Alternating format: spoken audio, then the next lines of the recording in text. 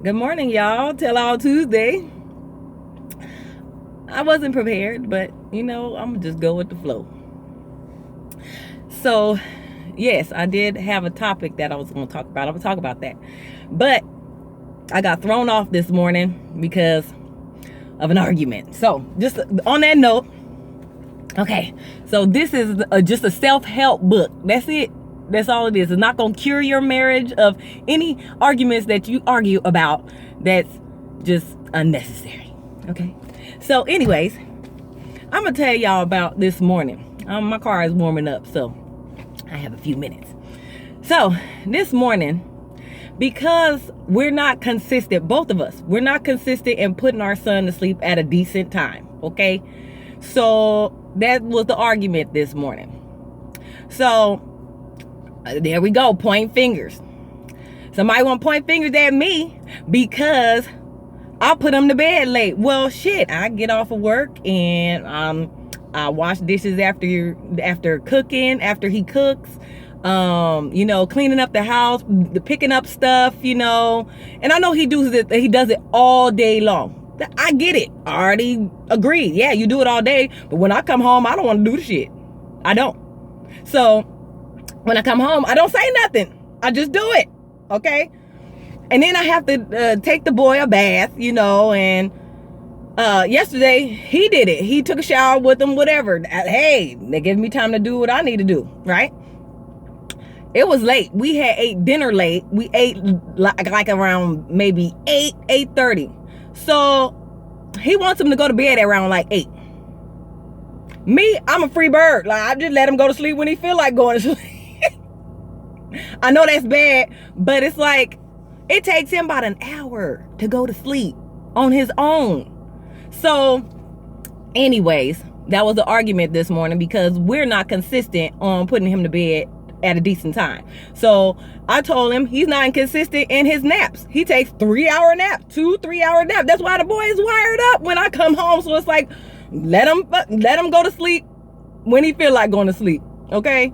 So I know that's bad for the child, and I get it. He always Googling shit, like that's supposed to pertain to our child. Every child is different. This child right here is wired up all the time. He want to play all the time. And my husband, he plays with him all the time. And me, I play with him when I feel like playing with him because he needs to learn how to play on his own. That's healthy for him to play by himself so he can, figure out stuff by himself. Can't always have somebody to play with. You didn't come in this world with another playmate. Shit, you came in here by yourself. So shit, play by yourself. Anyways, I know I'm ranting and raving, but the topic was supposed to be about 5 love languages. And that shit went out the door this morning. It went out the door. But anyways, it is helping. But when we get in an argument about something that it's always about Hakeem. Our arguments are always about him. It's nothing else. I ain't cheating. Maybe with my eyeballs, but I'm just playing. So I don't cheat. We're in a great financial situation. We good. So there's no worry about finances. What else? We good. Okay. But it's always about Hakeem. So if anybody plan on getting married and then plan on having kids afterwards while you got a job, be prepared that you are going to be pulled every which direction you're going to go. So it's always about Hakeem because one parent thinks that it's best for him, whatever is best for him, and the other parent's like, no, why do you think that way? Because we have different parenting skills. Okay, we're not perfect. I'm not perfect. He's not perfect, but he wants to Google it and try to be perfect, and that's just not how it goes. Like, everybody's lives are different, so treat it accordingly as we go. I mean, there's time for learning and being on schedule. Yeah, routine. Yeah. But sometimes routine is not going to happen every single day. Anyways, so if you plan on having all that responsibility, just know that you're going to be pulled every different direction. So yeah, kids bring a lot of arguments within a marriage. So if you're already having problems before you have kids, deal with that stuff before you have kids, because then it's tenfold when you have kids. So we're talking about having another one. If we arguing about Hakeem, do you think, yeah, we're going to argue about this one too? It's like, because sometimes I don't feel like doing stuff. Like, I just want to be left alone, and that's it. But when you have kids, you can't be left alone. So I get it. But yes, when you have kids, everybody has their way of parenting, and that's fine. But we have to see eye to eye on things. And that's why this comes about, okay? 5 love languages, okay? So I found out for myself, and I know this is a long tell-all Tuesday, but you know what I'm saying? I got to get going in a little bit. But it's words of affirmation, meaning, you know, you get recognized for all the things that you do. You're doing a great job, Maisha. Your weave look nice. You know, you need some scratching on your scalp, you know, just, you know, just being, that was acts of service. Anyways, that was not funny.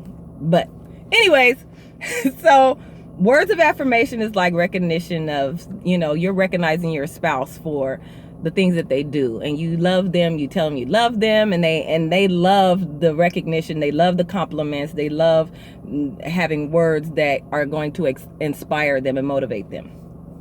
Then there's another one, act of service, just like I was saying before, you know, for someone to offer to do things for you, or do things just because they know that you like things to be done for you.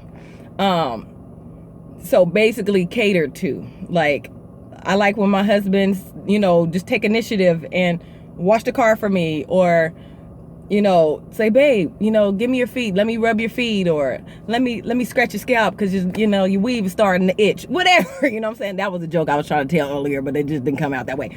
So that's acts of services. So acts of services meaning that somebody is catering to you, wanting to do things for you. So, and then receiving gifts. When I said this to my husband, he was like, that's a gold digger. No, some people like to be catered, like they like to be flowered with gifts, okay? Whatever. I like gifts, but that's not my number one. So he was like, well, that's a gold digger, somebody that wants gifts all the time. But I mean, maybe that's something that they feel special when somebody does things for, like, you know, pay for a spa for them, or pay for their nails getting done, or, you know, sending them flowers to work, or, you know, just being surprised with flowers. I mean, or, you know, gifts, whatever the case may be, you know. So that's what they love language is. You can't knock them. Maybe they is a gold digger, but if you have a wife, then she's not a gold digger. She with you. You know, so she gold digging you? Duh. This is just dumb stuff. Anyway, quality time. Yes, quality time is good. It's, you know, one of the ones that I think my husband said he wanted the quality time, but then he turned around and said, I like acts of service. So I was like, which one? You got to pick one over the other. You have to have one primary one. You can do all the other ones, but one primary one that you like. So he likes quality time. I get that because he's always wanting to hang out and he wants to do things with the family, and I get that. And then there's physical touch. Everybody likes to be loved and hugged and kissed and, you know, all the sexy stuff, whatever. Okay.